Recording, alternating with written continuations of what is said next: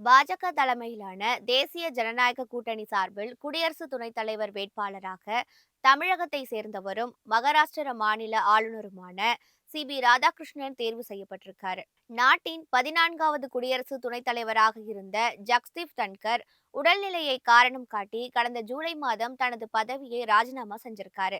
பதவிக்காலம் முடிவடையும் முன்னரே அவர் ராஜினாமா செய்தது டில்லி வட்டாரங்கள்ல சலசலப்பை ஏற்படுத்தியிருக்கு. இதையடுத்து 15வது குடியரசு துணைத் தலைவராக தேர்ந்தெடுக்க வரும் செப்டம்பர் மாதம் 9ஆம் தேதி தேர்தல் நடைபெறும் என தேர்தல் ஆணையம் அறிவிச்சிருக்கு. இந்த நிலையில பிரதமர் நரேந்திர மோடி தலைமையில் நடைபெற்ற பாஜக ஆட்சி மன்ற குழு கூட்டத்தில் தேசிய ஜனநாயக கூட்டணி சார்பில் குடியரசு துணைத் தலைவர் வேட்பாளராக ராதாகிருஷ்ணன் அறிவிக்கப்பட்டிருக்காரு.